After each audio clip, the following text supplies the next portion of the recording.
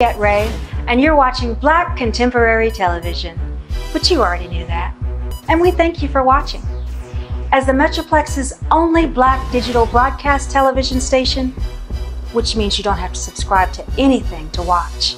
Just put an antenna on your TV, and here we are. We believe we have a responsibility to you to do things the right way. So as we build upon our station and prepare for our launch, we're excited to present full-length episodes of the shows you've already sampled.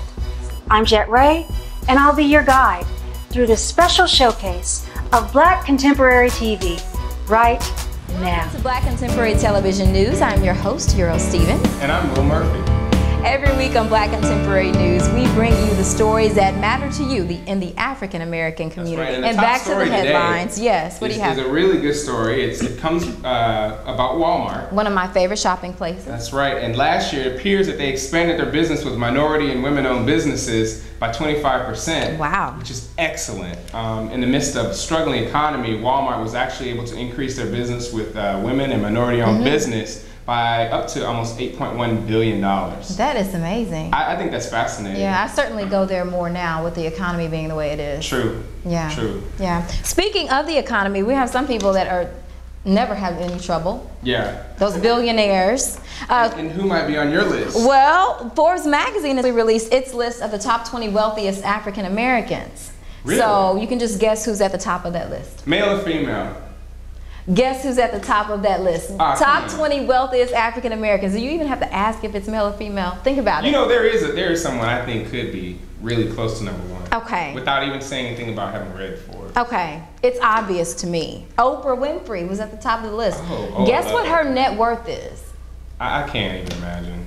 $2.7 billion. $2.7 billion. You know, she just seems to abound and just keep moving. I love it. She does. She's amazing. She's definitely my idol. Shouts out to Oprah Winfrey. Also on that list include Tiger Woods. He came in at the number 2 spot.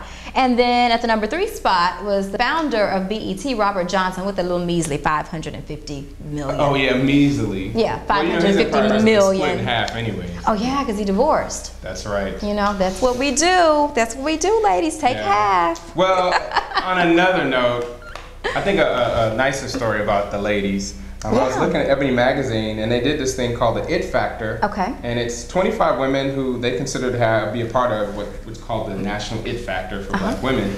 And of course, Oprah Winfrey is definitely in the list. Yes, she has it. And she's on the same page with Tyra Banks. Tyra Banks. Who I absolutely love. Oh, Mary J is in there. Yeah, it's a great list. But the one person I had to point out, and when I looked at this page, I just stopped and paused, was Tina Turner, who was also on the cover.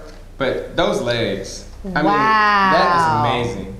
Tina is the bomb. And the arms, everything. And she's like close to what, 70? Yeah, definitely. She looks amazing. I know. I know there are 18-year-olds who don't have legs like that. Well, what about me? What? Yeah, you're not 18. See, sis, I'm gonna have to handle up on you. While I do that, we gotta take a break, but when we come back, Will has his top 10 list. I did a little homework, and I found a list of African Americans who ran for president before Barack Obama. Stay tuned. Black Contemporary Television is brought to you by InterSync Communications Incorporated, bridging new ideas in a new world, and RealStreetBlues.com, the best of contemporary blues, 24 hours, 7 days a week, and the Worldwide Music Review, reviewing the best in music around the world.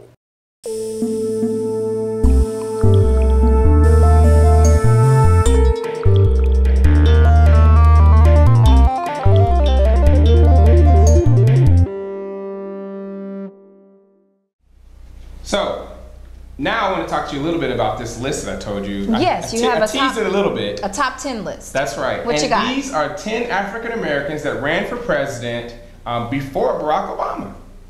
Okay, not mayor, not city councilman. President. They ran for president. And you know some of the names. I'm going to go through the list, and as we go through the list, you'll see that there's some that are very familiar with for you. What you got? Let's see. Frederick Douglass. Okay. Shirley Chisholm.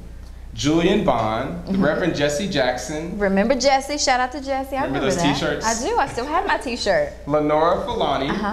Douglas Wilder, I don't know if you remember him. He was a former governor of Virginia, and he's currently the mayor of Richmond, Virginia now. Okay. Alan Lee Keys. That's Alicia Keys' daddy? No. Oh. Reverend Al Sharpton. Yes, of course. The Reverend Al. Carol Moseley Braun.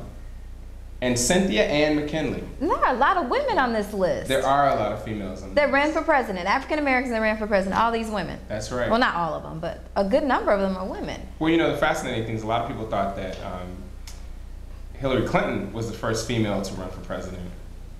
Nope. Nope. No, not Hillary Clinton. So we dispel that myth, and we bring you some information on young African American females. Wow. Okay, and you had something else for me too. Here's another news story that we brought up. I don't know if this really impacts us. It's news about journalists in the African American community that lost their jobs last year. Yeah. Apparently 13.5% of the African Americans in newsrooms lost their jobs last year in 2008. Wow. According to a story from the American Society of News Editors, over 400 African Americans were let go from newsrooms across the country last year. Wow, so we get it on all fronts. We really do. Although you would not know that if you watch CNN. We are representing on CNN. You know what? I think there's a number of people who have definitely made their face famous on CNN, and it's good to see them. Yeah, I'm just glad that we still have our jobs. I am too. In part due to President Barack Obama, because he gives us stuff to talk about. Shout out to President. That's right.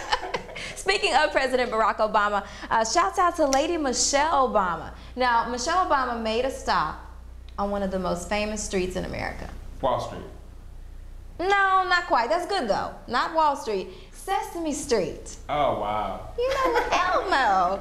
Sesame Street is where Lady Michelle Obama made a stop as she was working alongside Elmo as part of their Healthy Habits for Life initiative, encouraging our young kids to get out and eat healthy and exercise, all those things that, you know, we should be doing as adults. And you know, everywhere that Michelle Obama goes, people want to know what was she wearing, because she is the first lady. Well, I mean, it was fly still, probably a little J. Crew outfit. Yeah, she definitely made her mark on J. Crew. Yeah, she had a little nice little cardigan on and her sneakers for her little stop there on Sesame Street. That's awesome. I love her. I love Michelle Obama. Speaking of fashion, because she is the Nubian fashionista, when we come back, we're going to check in with our style expert, Lori Wellington. And we also have a story on young African Americans who would like to become CEOs. Here's the way to get there.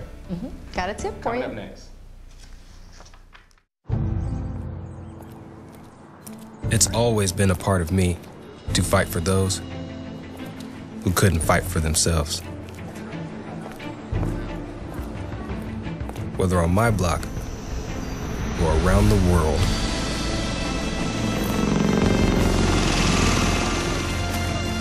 My name is First Lieutenant King, and I move toward the sounds of those who are in need of help. The few, the proud, the Marines. Hi, I'm Lori Wellington with Black Contemporary News. I'm here with another one of our designers, Borda, and she has got some amazing designs as well. I felt a little bit of Rosé Nichols, very ready to wear. Tell me about your line. This is one of my lines, first of all, and it's called Bulldog Fashion.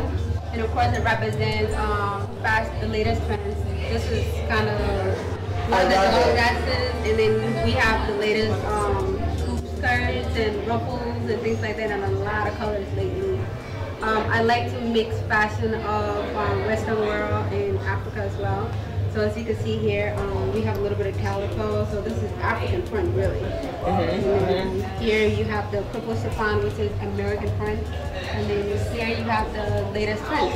So that's what I like to play with fabric, and I like to play with mixing.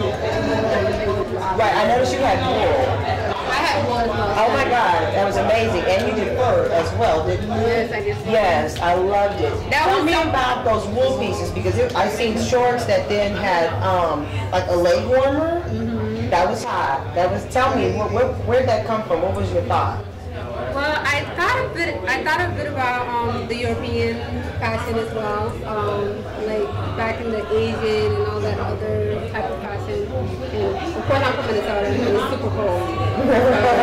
Yeah. And I like a necklace. Yeah. the wool necklace. That was neat. Well, the necklace idea is kind of like back home in Africa. They have some of those tribes and cultures where you have those really, really long chains and stuff like that. So I thought of that too. And as long as the wool being short, and then you have a little jacket and I thought about the hip hop kind of thing. Yes. And then I thought about the very dull, edgy gold type look.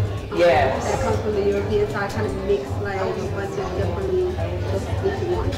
Yes. Yeah. And how old are you? You're 20. It is possible. It's going to happen. It's going to happen. But you're very unique. You're very unique, and you're gorgeous. You're amazing.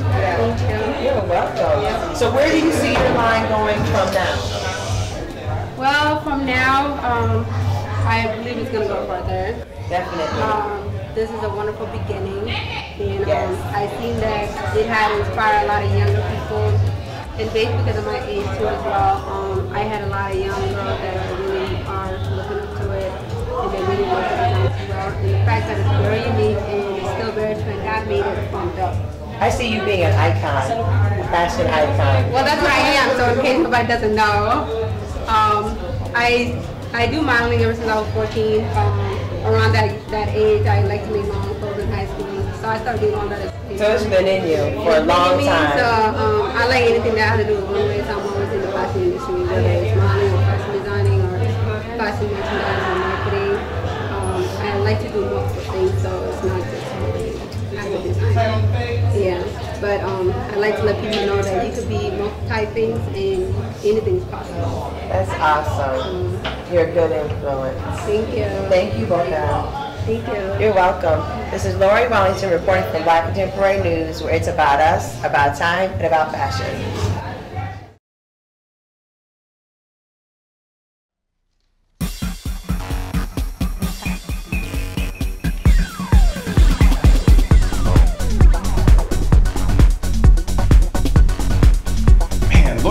Says something really cool about fashion. Yes, she does. I wish she would hook me up with you know, my little fashion wardrobe. She's so good at it. Thank you. You're looking pretty spiffy yourself. Spiffy? Yes, spiffy. All or shall I say dapper? I'll take fly. And people could take, you know, some notes from you, because I came across this little article that you're gonna love, because I think you're doing everything right. Really? You got the suit, you got the tie. Man. Okay, okay, we're not gonna talk about the tie. It's all right. You got the little baby face look going, and they say that African Americans who have a baby face, such as yourself, can actually climb the corporate ladder and get higher paying jobs, actually pull in more revenue. This is in contrast to Caucasian men who normally succeed if they have like really strong masculine features. I can see strong that. jawlines and brow bones and things of that nature. And they say it's because African American men who have a baby face kind of assert that stigma of being what? Threatening. Okay, yeah, definitely. You're very non-threatening. Yeah, oh thanks, I really appreciate that. No, it's a good thing. It's a good thing because you can make more money. Okay. You can make more money and excel in corporate America. Well, speaking of making more money, yes, I have Black Enterprise's latest issue with the young African American, I say the pioneers of the new generation. They're the next generation. Wow. And the thing that's so amazing is there's actually two of them in here that grew up with me. And are you serious? Yeah, Brandon and L'Oreal Broussard, originally from H-Town. Woohoo! H-Town would be Houston, Texas. That's right, Houston, Texas. Apparently their company not Hawaii. Created the Barack the Vote t-shirt and made over $600,000 last year with only 4 employees. Your friends did that. That's right. Barack, wow. And they were always a really creative family, so I'm really proud to see them. But it's in the last issue of Black Enterprise. Black Enterprise magazine. Love that magazine. Shout out to Alfred Edmond, editor of Black Enterprise magazine. Is a good friend of mine. Okay. Well, speaking of, you know, it took a while for them to get there, but I have a young girl who I know is going to excel and probably be in Black Enterprise magazine as well. Her name is Elise Tan Roberts. She is a 2-year-old baby girl from London who has just become the youngest member to join the High IQ Society. That's fascinating. She can count to 10 in Spanish. She can name 35 capital cities, and the average IQ is 100. Hers is 156. She's off the charts. Yes, and more than that, she has a black dad, and her mom is Chinese, so she is African American or African England. Biracial. Yes, doing her thing. You know, education is something special. It really is. And you have a story on African American schools, right? Yes, that's right. I have a son. He's a year old. And you have to start super early, getting him into nursery school and all that stuff, starting to look for the preschool that they're going to go to. Right. And I came across a story about how African American schools are popping up all around the country, Afrocentric schools, where there is a predominantly black teaching staff. Most of the students that go there are black. One of them is in Chicago. It's the Betty Shabazz Charter School in Chicago. And they have some that are popping up in Canada as well. And they really focus on African American culture and values. Now, you tell me, a lot of people are saying that by sending your child to a predominantly African American school that focuses on African American values, all the teachers are African American, that it's a move back towards segregation. You know, I actually attended private schools that were predominantly African American when I was a child. And I think it really roots you in your culture and gives you a better start because you know where you come from, you feel strong about yourself. Yeah. And I think it helps to build an identity for the young child. So I'm for it. But then some would argue, say a Latino or whites wanted to build their own schools, and it was just them. I think they already have their own schools. Okay. Really big private schools. You have a point. Yeah, so You have a point there. Hey, whatever it takes to succeed. Well, and then in their defense, these African-centered schools are actually seeing higher test scores. See? And more of the students are graduating. Yeah. On time and exceeding all academic levels. I faced one of the toughest challenges of my life right here. I couldn't swim. But I can still hear my drill instructor today. Don't quit. If you quit now, you'll always quit in life. Go for it. So I jumped in, unsure, apprehensive, and scared out of my mind. But I came up a Marine.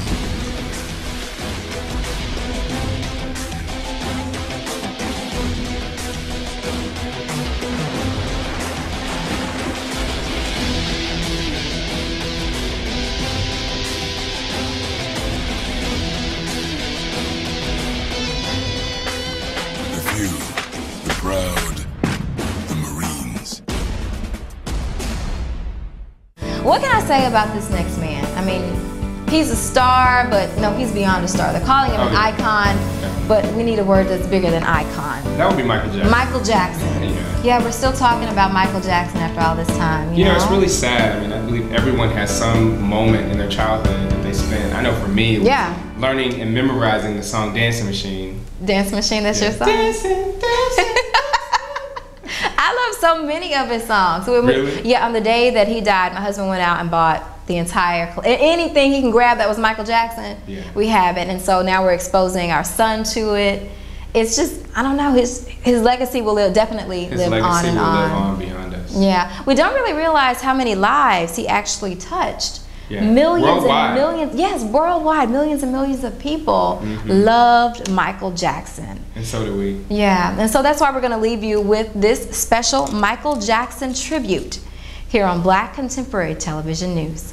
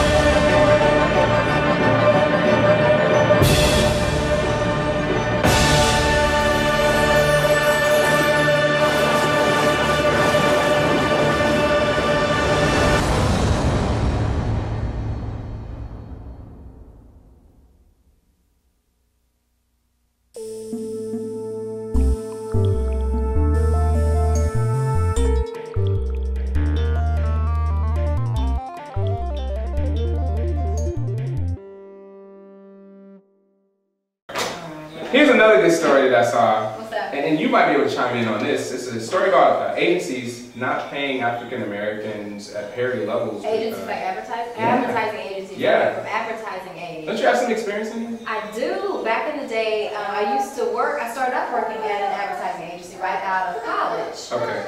And this story actually doesn't surprise me because I used to work for Pizza Hut and Popeyes. Wait a minute, hold up. So Not work for Pizza Hut. So okay, I'm about to say I need a 3-piece in the No, I did advertising for Pizza Hut and Popeyes. Yeah. And as one of the only black people on the Popeyes team, one day we were sitting in. This was back when Destiny's Child was really hot. Oh wow. Okay. So we were sitting around kicking around ideas, and I was like, well, why not get Beyonce to be your spokesperson for Popeyes? Right. They were like, well, why would we do that?